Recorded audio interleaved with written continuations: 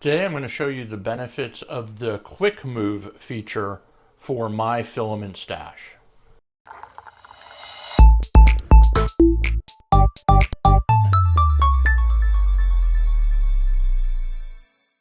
Hey, welcome back to Advanced Geekery and the quick move feature for my Filament Stash. Basically, the idea of this is it enables you to do complex filament moves and keep track of what's what. So let me show you what I mean. I'm going to print a 4-color print that's not colors currently in the printer I'm going to use. So over here is the X2D, which is the printer I'm going to use for this project because I can use an external filament spool to reduce my printing time from 20 hours on the X1 carbon to 13 hours on this. So I'm going to move spools around. But I need to take a yellow spool off of here. I need to remove 3 spools off of here. I need to take the red spool out of here and then harvest the green spool out of here. And then harvest a blue spool out of this filament rack. So the first thing I did was locate where all the spools were by going into my Filament Stash, looking at what was on each of the machines, and then looking at the rack to find, actually doing a filter. And from the filter, I was able to determine I wanted a blue PLA filament. And when I had that blue PLA filament, it told me where it was on the rack. So the first part of this is a harvest process, which is basically pulling the filaments from all the locations and getting them ready. Now that's something that we've been doing for years without my Filament Stash. We just pull filament from a whole bunch of spots and stick them somewhere else, but the question is, how do you keep track of where it all goes? So the first spool I'm going to harvest is on the H2D on the top AMS, and I'm going to pull out this red spool. Next, I'm grabbing the green spool from here, also from the X2D, but from a different AMS. Now, so far, I haven't told my Filament Stash where anything's going. I'm just harvesting the spools, and we'll do that first. Next, I'm going to pull the yellow spool out of the X1 carbon.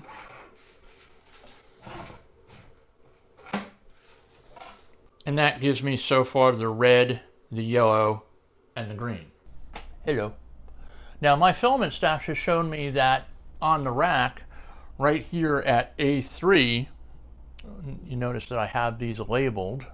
Here at A3, I have a blue spool of filament, and any cubic spool, so I'm grabbing that.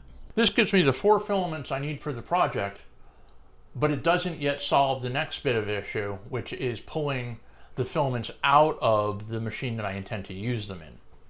So I have to pull those filaments out as well. So this is the machine where I intend to run the project, and since I intend to run the project here, I need to create space for the 4 filament spools that I want to use. So I want to pull this out, and I'll need to store these away. And this is gold, not yellow, so I'm taking the gold out because I'll be wanting yellow in its place. And then here's the awkward part, which I haven't entirely solved conveniently, but right now the external spool is back there. All right, so we've got 7 spools we're dealing with that are all changing locations. These are the spools that are going into the project.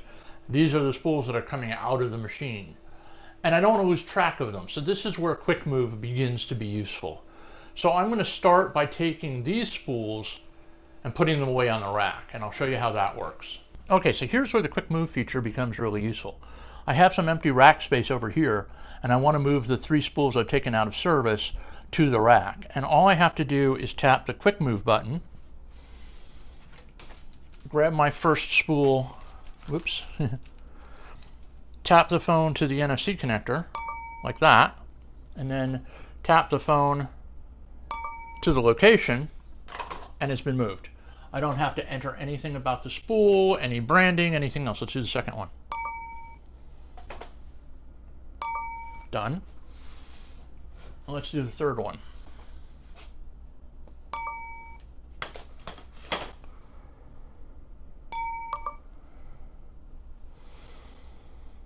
And there we go. And you can see that all 3 are listed in the Quick Move list.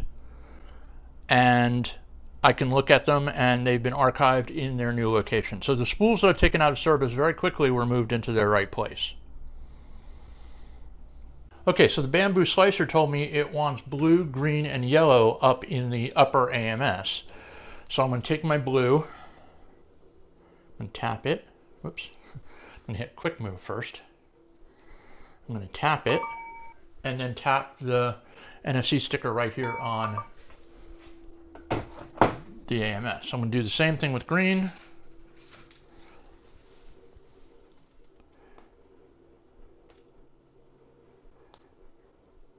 Tap it. Tap it. And yellow.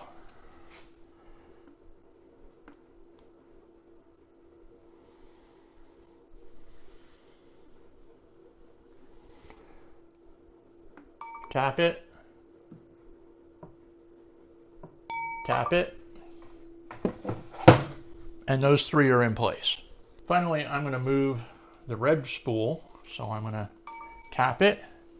And then here's the NFC tag here. Tap it. And it's in place as well.